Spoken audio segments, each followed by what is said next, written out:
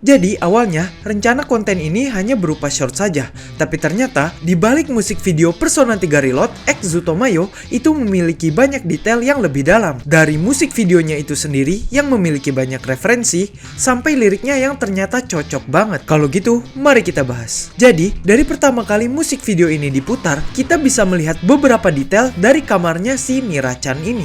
Pertama, di belakang karakter Mira-chan, kita bisa melihat poster Persona 3 Reload secara samar-samar.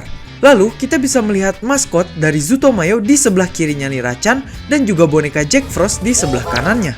Scene ini juga menjelaskan bahwa secara tidak langsung, Mira-chan sedang bermain Persona 3 Reload. Hal ini diperkuat lagi dengan referensi ke opening Persona 3 Reload, di mana di opening Persona 3 Reload kita bisa melihat Mitsuru yang sedang memakai motor. Namun di musik video ini kita bisa melihat Mira-chan yang memakai motor. Setelah itu kita diperlihatkan sebuah kalender, di mana hal ini mereferensikan sistem dari Persona 3 Reload yang gameplaynya sebagian besar itu selalu mengacu pada sebuah kalender. Dan kalendernya menunjukkan dari tanggal 8 Februari ke 9 Februari. Anehnya, tanggal ini tidak mereferensikan ke bagian manapun. Mau itu release date dari keseluruhan seri Persona 3, musik videonya Hippocampal Pain, ataupun opening dari Persona 3 Reload itu sendiri. Mungkin gue risetnya kurang dalam, tapi kalau misalkan kalian nemu, kalian bisa kasih tahu gue di kolom komentar di bawah. Oh iya, selain itu, di bagian transisi motor, kita bisa melihat transisi yang sangat sering digunakan di Persona 3 Reload, yaitu berupa banyaknya air yang muncul, seperti orang sedang tenggelam.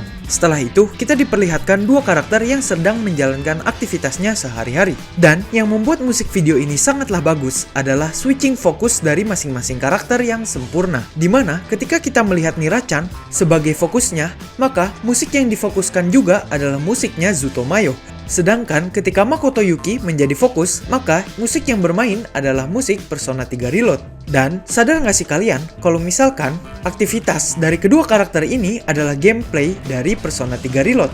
Dari opening di subway, belajar di kelas, hangout dengan salah satu social link, belajar, part-time, dan juga masih banyak lagi. Setelah itu, kita sering banget ngeliat glitch-glitch kecil dari masing-masing karakter.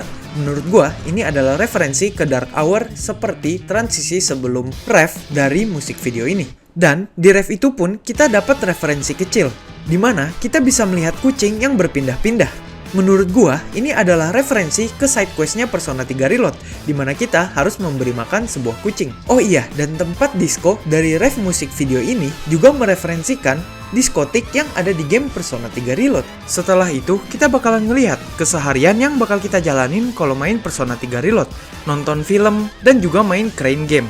Dan kedua itu adalah aktivitas yang bisa ngenaikin stats kita. Nah, setelah itu, di MV-nya kita bisa melihat asap yang menutupi musik videonya.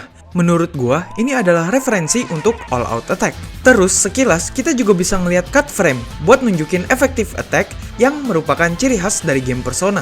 Nah, satu hal yang gua notice, kalau misalkan karakter dari Zutomayo itu barengan sama Makoto Yuki dari Persona 3 Reload, maka lagunya bakalan Hippocampal Pain, tapi instrumentalnya itu dari Persona 3 Reload. Nah, satu hal kecil lagi yang gua notice adalah dua karakter ini punya AHG-nya masing-masing, yang berarti dua-duanya adalah MC dari masing-masing universe. Dan menurut gua, ending dari cerita musik video ini cukup bagus. Karena ternyata akhir cerita dari kolaborasi ini melihatkan karakter dari Zutomayo yang ketiduran.